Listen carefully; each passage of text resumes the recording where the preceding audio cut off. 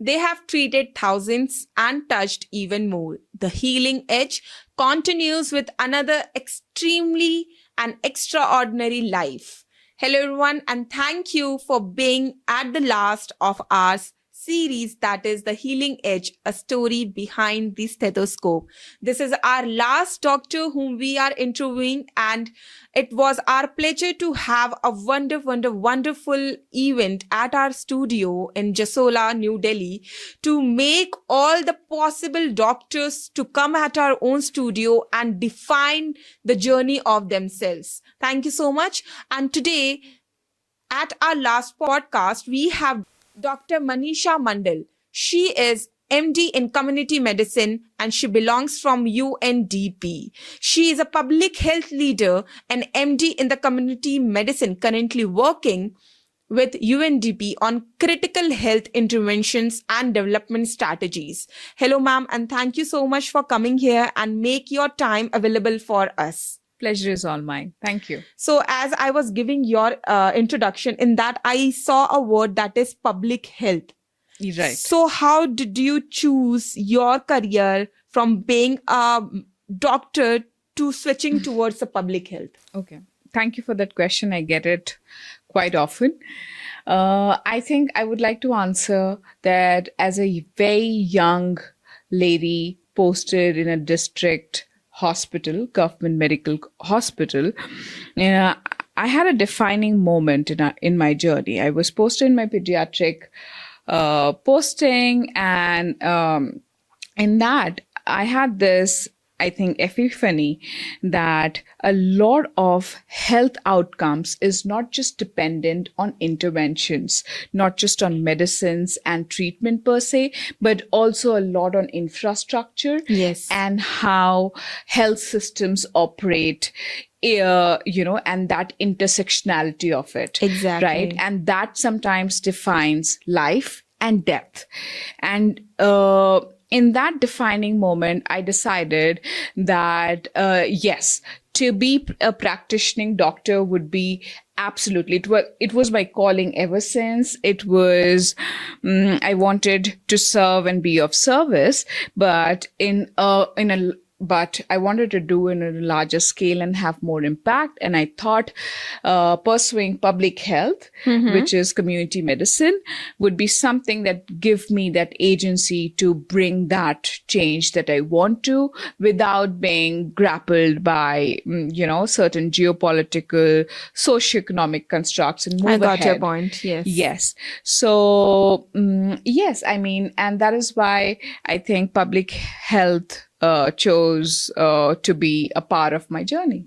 Yeah. How is public health different from the clinical practice in your view? Okay. A very common question, and not just that comes from medical fraternity, but also outside. First of all, clinical practice, we always associate healthcare and well-being being a hospital or something like a clinical setup, but it's actually more than that.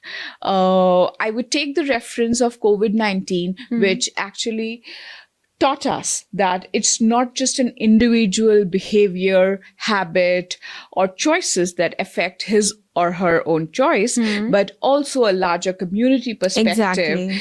And what infrastructure is present, what is happening, what are the finances that are going towards it, what are the resources available, and etc. And even the political willpower. So, and that's cross boundaries, right? And that's what community medicine and public health caters to a larger healthcare and well-being of the community at large. Okay, after listening to all the things, now I feel like it's the best, you Yes. can say, the field for you to be in the public health. Absolutely. I think ever since I've landed day one pursuing MD, I did it from AIMS New Delhi. I mean, I knew that this is what it is. Exactly. And I think, I had that moment. So how is your journey working with your association or organization called UNDP, and how it has shaped your perspective towards health? Okay, wonderful question. I have been very lucky and fortunate to work with such reputed organizations and work not just firsthand, but on the field with frontline workers Yeah. and give the service that is actually a basic human right for every citizen of India. So, working with these organizations, first of all, gave me a lot of fulfillment and reward that I'm able to do that. It did come with a lot of challenges and sacrifices because when you serve, you also have to give away your own privileges that you've been born with. You get posted in an aspirational district, and the water is not sanitary. There are the healthcare that you would like to be having. It's not present there. So in this Yeah. only, I would like to add, what are the challenges you are facing in life being in the public health? I would not call them challenges. I mean, I would call them a part of my journey. Okay. But yes, there are certain things that I have to deal with, and which includes being agile, being flexible, being up to date, and having a systems thinking. I mean, we generally tend to think very boxed approach to any problem, but to be sharp enough to think something out of the box that is happening. Exactly. And our health is not just a simple 2+2. It's a lot of factors that contribute towards it. Yes. And a lot of things needs to be fixed as well. A lot of things that you do, a lot of things that your government will do for you, and a lot of things community at large does. Exactly. So you are dealing with the public health things. So you must be getting a lot of stress. Yes. Because in every profession, there is stress. Yes. And when you deal with such kind of dynamic perspective of field, where a lot of different kind of community, culture, people, gender, Agreed. whatever you can say vocabulary I have in my mind, I'm just saying it. But whatever genre you feel you face it's different. them, it's very different.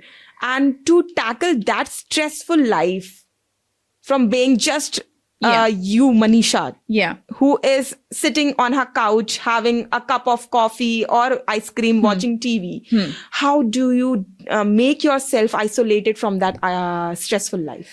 Okay, so there are two things. When I'm working for them, I am a part of them.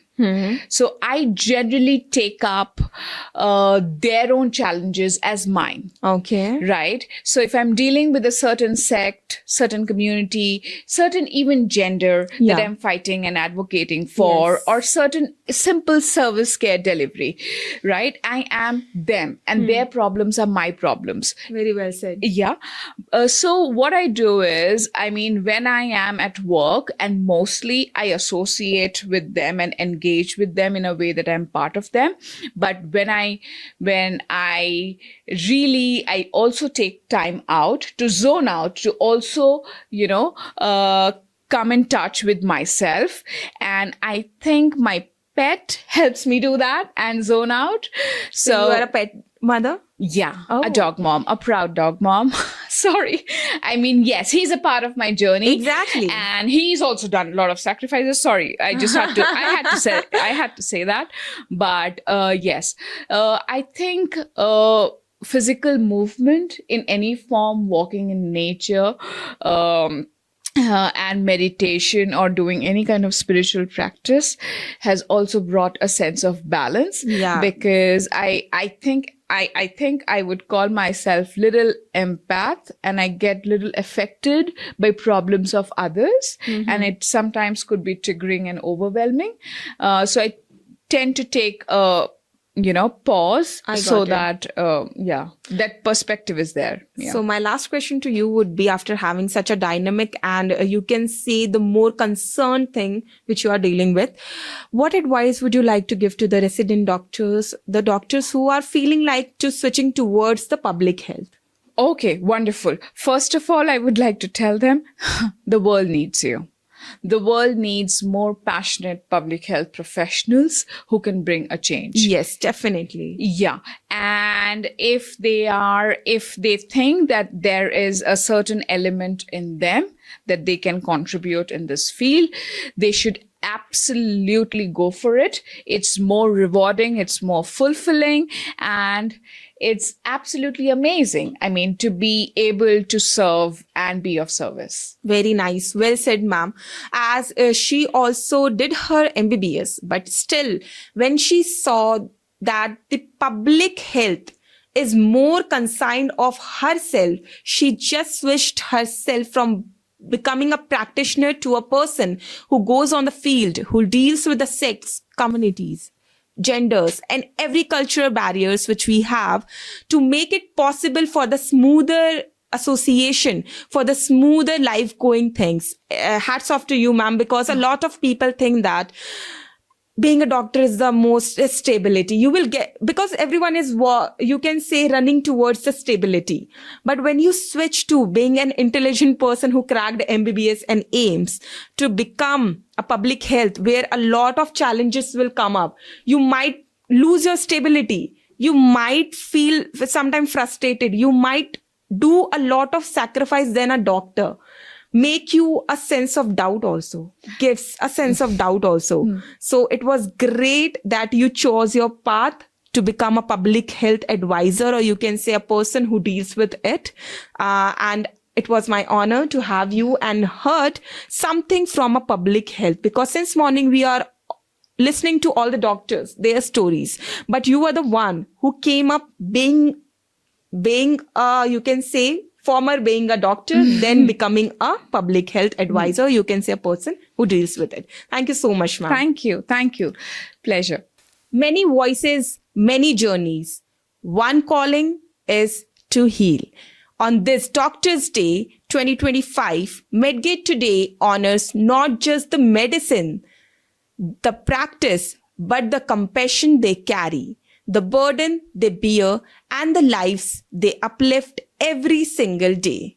Behind every stethoscope, there is a story worth hearing, and today you heard some of them. This has been The Healing Edge, the story behind the stethoscope, presented by Medgate Today TV Digital. Until next time, stay inspired, stay healthy, and never forget the human behind the healing. Thank you so much for being the part of our series since morning. And it's our pleasure to have you as our audience. Thank you so much, and see you in next year.